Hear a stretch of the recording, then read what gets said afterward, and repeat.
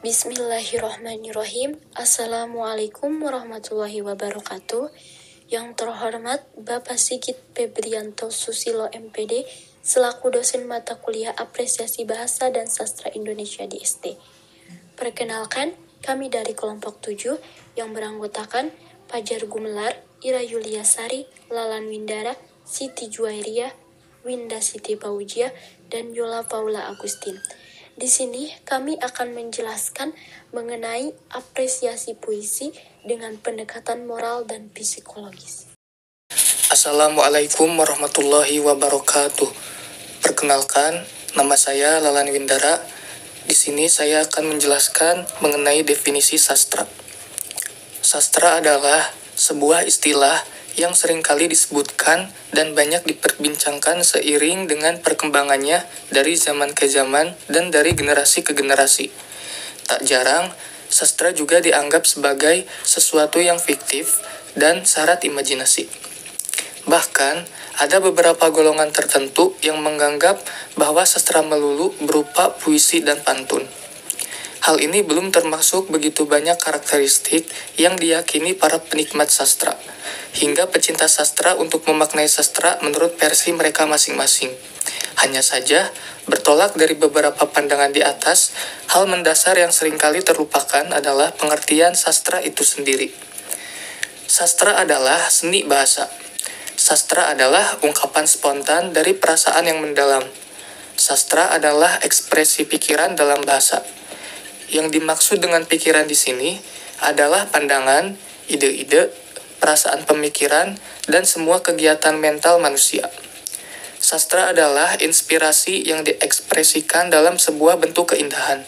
Sastra juga adalah semua buku yang memuat perasaan manusia yang mendalam dan kebenaran moral dengan sentuhan kesucian, keleluasaan pandangan, dan membentuk yang mempesona. Selanjutnya akan dibahas mengenai pengertian pendekatan moral. Sastra harus mampu menjadi wadah penyampaian ide-ide yang dipikirkan dan dirasakan oleh sastrawan tentang kehidupan manusia. Karya sastra amat penting bagi kehidupan rohani manusia. Oleh karena sastra adalah karya seni yang bertulang punggung pada cerita, maka mau tidak mau karya sastra dapat membawa pesan atau imbauan kepada pembaca. Pesan ini dinamakan moral atau amanat. Dengan demikian, sastra dianggap sebagai sarana pendidikan moral. Moral sendiri diartikan sebagai suatu norma, suatu konsep tentang kehidupan yang dijunjung tinggi oleh sebagian besar masyarakat tertentu. Namun, kepentingan moral dalam sastra sering tidak sejalan dengan usaha untuk menciptakan keindahan dalam karya sastra. Pengalaman mental yang disampaikan pengarang belum tentu sejalan dengan kepentingan moral. Menurut Jojo Suroto, meski moral yang disampaikan pengarang dalam sastra biasanya selalu menampilkan pengertian yang baik, tetapi jika terdapat tokoh-tokoh yang mempunyai sikap dan tingkah laku yang kurang terpuji, atau tokoh antagonis, tidak berarti tingkah laku yang kita ambil harus seperti tokoh tersebut.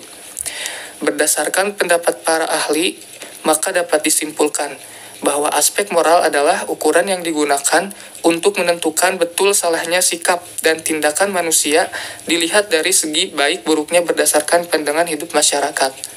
Nilai-nilai moralis yang tercatat dalam karya sastra dapat berbentuk tingkah laku yang sesuai dengan kesusilaan, budi pekerti, dan juga akhlak. Terima kasih, mungkin sekian yang dapat saya sampaikan. Mohon maaf apabila ada kekurangan. Wassalamualaikum warahmatullahi wabarakatuh. Assalamualaikum warahmatullahi wabarakatuh. Perkenalkan, saya Yola Paula Agustin. Saya di sini akan membacakan materi selanjutnya. C. Pengertian pendekatan psikologis. Psikologi, sastra berkaitan dengan unsur-unsur kejiwaan tokoh-tokoh fiksional yang terkandung dalam sastra. Aspek-aspek kemanusiaan inilah yang merupakan objek utama psikologi sastra, sebab semata-mata dalam diri manusia itulah aspek kejiwaan dicangkokkan dan diinvestasikan. Dari sisi pendekatan psikologi, Sastra yaitu suatu ungkapan yang dicurahkan dalam suatu karya sastra yang mengandung suatu kejiwaan dan pemikiran pengarang pada situasi yang tidak nyata atau tidak sadar. D. Kaitan antara moral dengan sastra. Moral dalam karya sastra biasanya mencerminkan pandangan hidup pengarang yang bersangkutan. Pandangannya tentang nilai-nilai kebenaran, dan hal itulah yang ingin disampaikannya kepada pembaca. Sebuah karya sastra ditulis oleh pengarang, antara lain, untuk menawarkan model kehidupan yang diidealkannya. Karya sastra mengandung penerapan moral dalam sikap dan tingkah laku para tokoh sesuai dengan pandangan tentang moral. Melalui cerita, sikap dan tingkah laku tokoh-tokoh itulah pembaca diharapkan dapat mengambil hikmah dari pesan-pesan moral yang disampaikan atau diamanatkan. Assalamualaikum warahmatullahi wabarakatuh. Perkenalkan, nama saya Siti Juwairiyah. Selanjutnya saya akan memaparkan mengenai kaitan antara psikologis dengan sastra. Hubungan atau kaitan antara psikologi dengan sastra sebenarnya telah lama ada semenjak usia ilmu itu sendiri. Akan tetapi penggunaan psikologi sebagai sebuah pendekatan dalam penelitian sastra belum lama dilakukan. Menurut Robert Down 1949 dalam Abdul Rahman 2003, bahwa psikologi itu sendiri bekerja pada suatu wilayah yang gelap, mistik, dan paling peka terhadap bukti-bukti ilmiah. Psikologi dalam karya sastra mempunyai kaitan yang tercakup dalam dua aspek, yaitu unsur intrinsik dan unsur ekstrinsik. Dalam aspek ekstrinsik berbicara tentang hal-hal yang berkaitan dengan faktor-faktor kepengarangan dan proses kreativitasnya. Sementara unsur intrinsik membicarakan tentang unsur-unsur intrinsik yang terkandung dalam karya sastra seperti unsur tema, perwatakan, dan plot. Selanjutnya, analisis puisi. Karya Ahmadun Yosi Hervanda, Sembahyang Rerumputan. Walau kau bungkam suara azan, walau kau gusur rumah-rumah Tuhan, aku, rumputan, takkan berhenti sembahyang. Inna solati wa nusuki wa mahyaya wa mamati lillahi rabbil alamin. Topan menyapu luas padang, tubuhku bergoyang-goyang, tetapi tetap teguh dalam sembahyang. Akarku yang menggurat di bumi, tak berhenti mengucap sholawat Nabi. Sembahyangku, sembahyang rumputan, sembahyang penyerahan jiwa dan badan, yang rindu berbaring di pangkuan Tuhan. Sembahyangku, sembahyang rumputan, sembahyang penyerahan habis-habisan. Walau kau tebang aku, akan tumbuh sebagai rumput baru. Walau kau bakar daun-daunku, akan bersemi melebihi dulu. Aku rumputan, kekasih Tuhan, di kota-kota disingkirkan, Allah memeliharaku subur di hutan. Aku rumputan, tak pernah lupa sembahyang. Sesungguhnya solatku dan ibadahku, hidupku dan matiku, hanyalah bagi Allah sekalian alam. Pada kambing dan kerbau, daun-daun hijau ku persembahkan, pada tanah akar ku pertahankan, agar tak kehilangan asal keberadaan. Di bumi terendah aku berada, tapi zikirku menggema, menggetarkan jagat raya. La ilaha illallah Muhammadar Rasulullah. Aku rumputan, kekasih Tuhan, seluruh gerakku adalah sembahyang. Perkenalkan, saya Winda Siti Fauziah. Berdasarkan hasil analisis yang dapat diambil dari sisi pendekatan moral dan juga psikologi dalam puisi yang berjudul Sembahyang Rerumputan, Yang pertama yaitu dari segi pendekatan psikologi. Pada puisi ini, Ahmadun Yosi Herfanda mencurahkan ekspresi kejiwaannya tentang religi dan pemikiran tentang penguatan iman dalam diri dan juga tentang sesuatu yang menjadi tujuan utama manusia dalam kehidupan ini. Lalu, pembelajaran tersebut menjadi karangan yang dapat dituangkan pada karya sastra berupa puisi yang berjudul Sembahyang Rerumputan ini.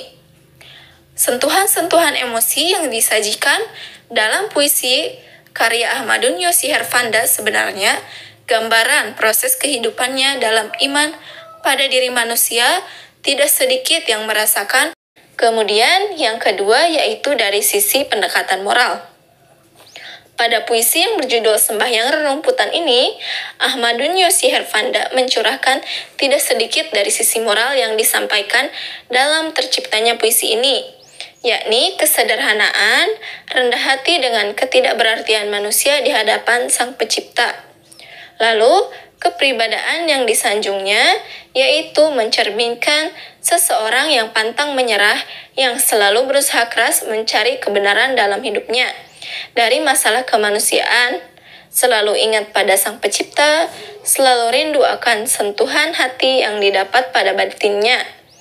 Setiap bencana yang datang selalu dihadapi dengan hati yang ikhlas, serta tulus yang dilakukannya secara lillahi ta'ala. Saya Fajar dari kelompok 7 Apresiasi Bahasa akan menjelaskan tentang implementasi. Implementasi apresiasi dalam aspek psikologis, yaitu contohnya pada puisi Sembahyang Rerumputan. Dalam puisi ini, apresiasi dalam aspek psikologisnya sudah dikatakan baik, digunakan untuk psikologis siswa. Misalnya, nilai agama. Dalam puisi tersebut mempunyai nilai agama yang sangat kental dan kuat. Puisi tersebut mengajarkan tentang ketaatan kita sebagai manusia dalam mengerjakan kewajiban kita terhadap Tuhan Yang Maha Esa, terutama dalam mendirikan ibadah sholat, dan tetap sabar dalam situasi apapun. Selain itu, ada nilai moral. Dalam puisi tersebut mengajarkan tentang bagaimana seharusnya kita bersikap, berperilaku yang baik dalam menjalankan kehidupan bermasyarakat. Nah, puisi karya Ahmadun Yosi Herfanda ini memberikan sentuhan-sentuhan emosi yang disajikan dalam puisi.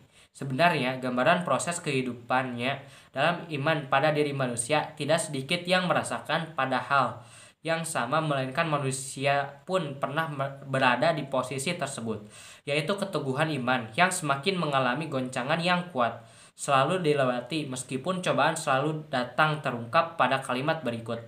Tapi tetap teguh dalam sembahyang. Ungkap penulis dalam puisinya ingin menuangkan kepada si pembaca agar mendapatkan efek psikologi puisi tersebut. Sekian, terima kasih. Demikian beberapa hal yang bisa kelompok kami sampaikan. Sebelumnya saya mohon maaf yang sebesar-besarnya apabila di dalam penyampaian materi tadi mungkin ada kesalahan kata, baik yang disengaja ataupun tidak disengaja. Sekian, terima kasih. Wassalamualaikum warahmatullahi wabarakatuh.